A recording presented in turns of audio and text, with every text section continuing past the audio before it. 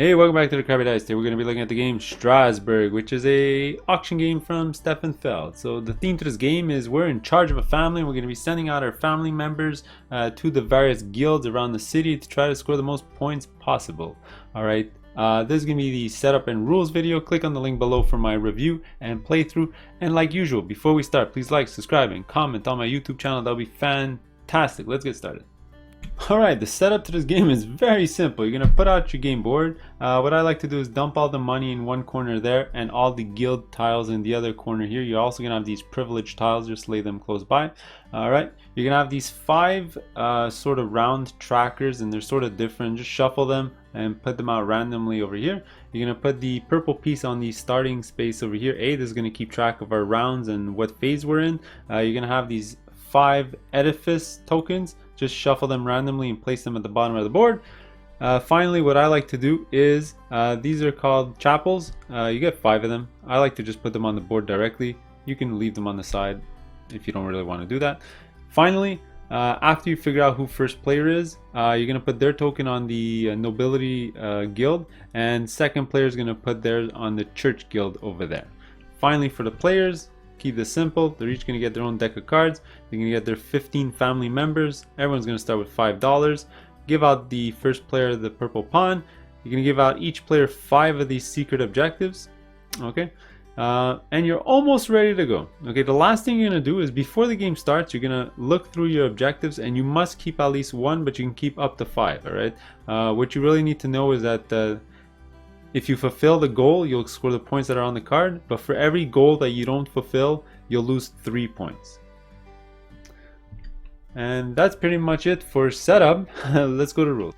Alright, welcome to the rules breakdown for Strasbourg. So this is a pretty simple bidding game or auction game. We're going to be doing a ton of auctions in this game. You can almost look at this board, and for every single icon that you see, you're going to be doing an auction for that item / benefit, so on and so on.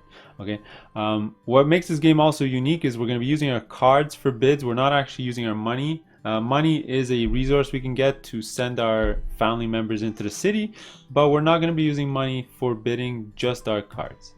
Alright, it's a pretty unique mechanism. I'll show you during phase A how to set that up.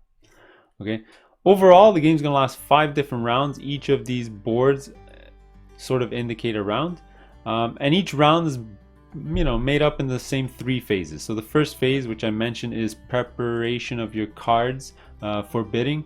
The second phase is actually going through every single bid here, doing the bid, giving out the benefits for the winners. And the third phase is sort of an end round scoring that we're going to be doing for whoever's in the council up here. Alright, so let's go into detail on all those aspects of the game, and at the end I'll talk about the different scoring mechanisms going on in the city here, and you'll get the gist of the game. So let's go. Alright, phase 1 is the preparation phase. That's where we're going to be setting up our deck of cards, which represent our bids that we're going to carry over into phase 2 to bid on the items on the game board. Okay, before I even talk about all those mechanisms and so on, phase 1 is a phase all the players can do at the exact same time, and I would strongly recommend doing so that you save on game length and don't drag on the game longer than it needs to be. Alright, so now we're going to look at our deck of cards, but before even doing so, there's some other things I really need to point out. Okay, now the cards in this deck range between 1 and 6. Also, this deck is made up of 24 cards, and they must last you the whole game. Alright, so we're going to be drawing off the top of the deck, and you're going to decide when to sort of stop. And all the cards you draw must go into stacks and bids for that round. So you don't want to overdraw, because sure, you'll have strong bidding cards for that round, but then you'll have less bidding power going forward. Another thing to keep in mind is that at most there's going to be 7 auctions per round. Alright, so the items indicated here. But you don't want to participate in every single auction. What you're gonna do is at the start of a round, sort of decide which ones you want to participate in and create that many stacks, because each stack represents 1 bid. I'm going to show you all this with an example because it'll probably be simpler. So again, all the players can do this at the same time, and you're going to draw cards off the top of the deck. So these are going to go to your hand, and you're going to decide when to stop. So like I already mentioned, I want to create 3 different stacks because I want to make 3 different bids. So I'm going to keep drawing and decide when to stop. And let's just say I want to stop like this. All right. Now you create your stacks, and each stack has a minimum of 1 card, but can go as many cards as you want. So if you were drawing a lot of low cards, you can put a bunch of low cards together to make a high bid. But in this example, I have a couple of mid cards, a low card, and a high card. So I might want to do a very high bid here of 8 as 1 stack, and then create 2 different stacks of 1 card each, which is a 4. All right. Once you're done, you just signify to the players that you're all done. When everyone's done, phase 1 is over, and you go to phase 2. Alright, before talking about phase 2 and all the stuff that you're bidding on, let's just talk about the auctions and how they work and how the first player marker changes hands and all that stuff. Okay, so this, like I said at the overview, is a one-time around auction, which means you have 1 chance to make a bid for an item. If not, you have to pass. Alright, and the highest bid is going to win. If there's ever a tie, whoever's closest to the starting player is going to break the tie. Okay, the starting player is always the person with the purple pawn, but this token is going to change hands after every single auction. The person who won the previous auction is going to take hold of the first player token. All right, and you always go around the table clockwise from that player. So let's just say in this example, we're bidding on the second item here, which is the pork chop guild here. Let's say orange was the first player, and they must decide if they want to bid on the item. Now, to bid, you just take one of your stacks and turn them over to signify your bid. So let's say orange wants to bid, and they'll bid a 4. Now you'll go clockwise around the table. Let's say green was next, and green bid a 5. And then let's say yellow went next, and they bid a yellow. Remember, you can either bid or pass. You're not forced to bid. Okay. After that, you're going to see who bid the most. Okay, so clearly it's either yellow or green, and the tiebreaker is whoever is closest to the first player, which would have been orange. So green is the winner of the bid, and yellow would finish in second place. There are certain bids I'm going to talk about during phase 2 that only the first place gets something, and there's other type of bids where the first, second, and third player will get something.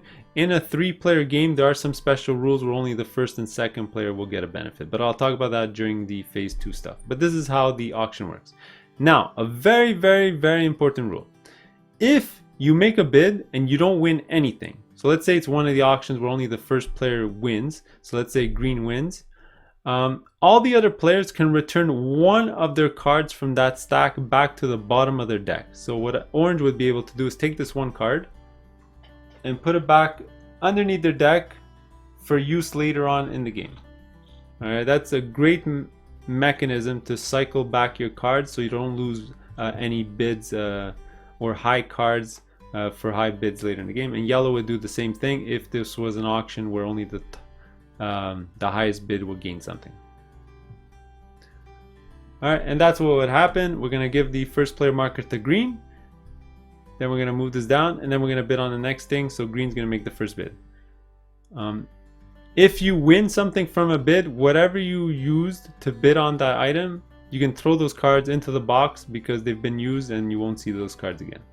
Also, if you bid multiple cards, for example, if I had bid multiple cards and this was still a losing bid, I again would only get to save one card and put it under my deck. The other card would get thrown back into the box, and there you go.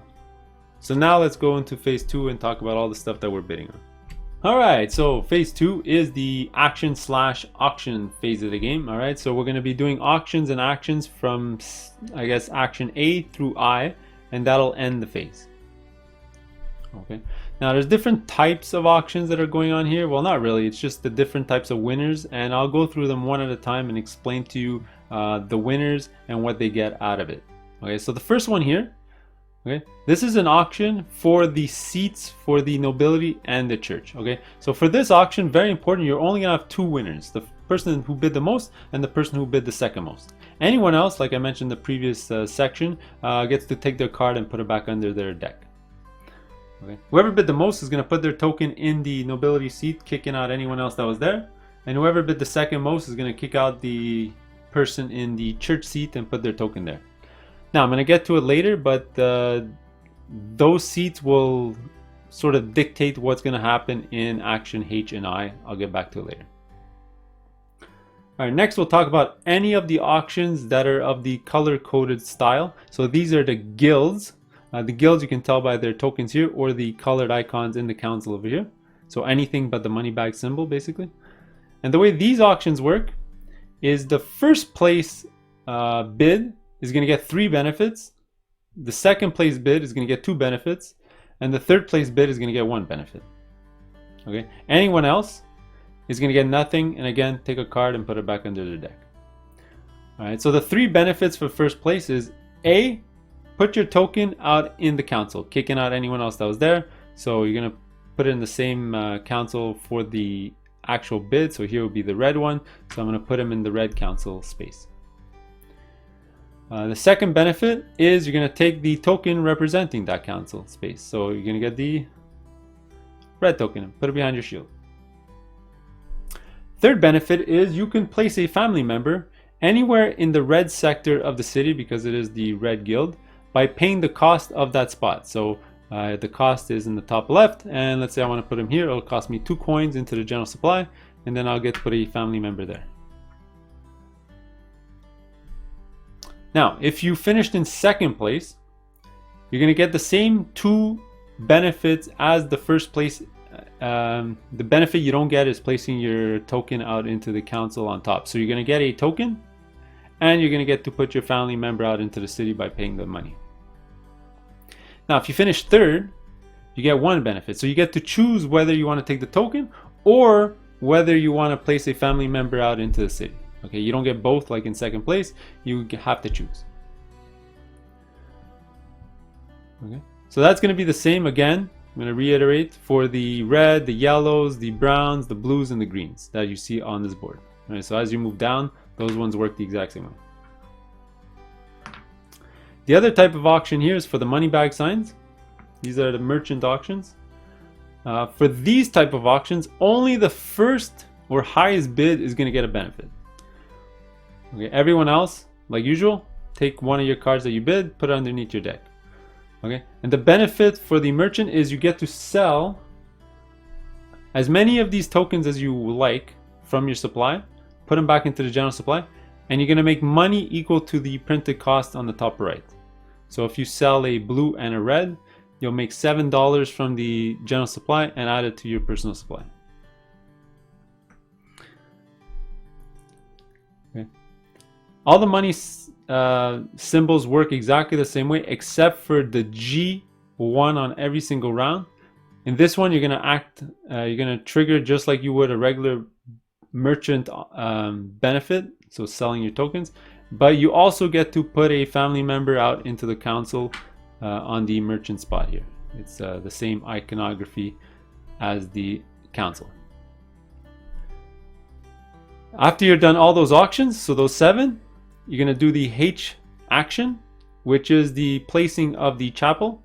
For this one, you're going to look at who's in charge of the church seat here. They're going to take the chapel and place it anywhere they like on the board on any of the white spaces. I'll talk about the benefit of these during scoring. And then finally, you'll get to I, which is placing the edifice token. And for this one, you're going to look at the nobility seat, and they get to place it on any of the empty spaces of the game board. So let's say right over here. Again, I'll talk about the benefit of this in the scoring section of the video.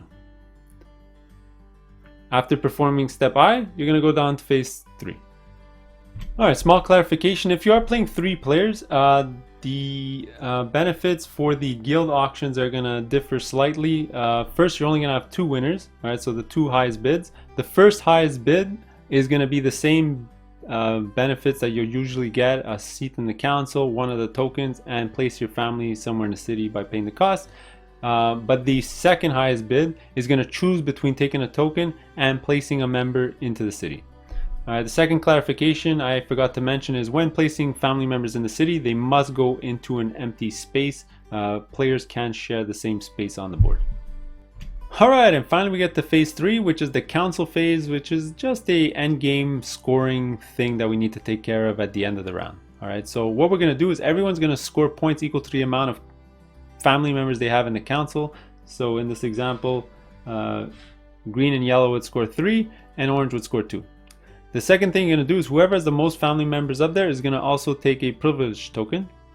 And if there's a tie, multiple players will get one. So in this example here, yellow and green will get a privilege token each. Now what's so special about these privilege tokens is in future auctions, they can use up a privilege token, so send it back to the general supply, to sort of skip their bid and it'll come back to them afterwards. So just show you with an example here. Let's say we're doing orange, green, and yellow. So let's say orange would bid something and green doesn't know how much he wants to bid. He can use up a privilege token. Then yellow would have to bid. And then after that, it'll loop back around and green would have a chance to bid again. Okay, you're not bidding twice. It's just skipping your bid so that you bid at the end of the round so that everyone knows, or you know what everyone else has bid, so you can sort of judge how much you want to bid to win the auction. Alright, and there you have it. After 5 rounds, you're going to go to endgame scoring. So endgame scoring is pretty simple. The first thing you're going to do is for any privilege tokens you have left, you're going to score a point. Next, for all your family members on the city board here, you'll score a point. So green will score 1, 2, 3, 4, 5, 6, 7 points. Next, for any family members next to chapels, you'll score an extra point. So here green will score an extra 3 points. There's a chapel here and a chapel here, so they'll score 1, 2, 3. Next, you'll score extra points next to the edifices. So green will score an extra 4, and then here they'll score an extra 2. And lastly, you're going to score your objectives. Okay, so every objective that you've completed, for example here having 4, that's fine. You're going to score the points on top, so they'll score 6. But then any objective that you didn't complete, for example here having 3 in a row, I haven't completed, I will lose 3 points. Okay, you'll tally all of that for all the players. Whoever has the most points is going to win the game. So there you go. Those are the rules to Strasbourg. Click on the link below for the sort of playthrough and my review. I hope you enjoyed it. Let me know if I made any mistakes. We'll see you in the next one. Later.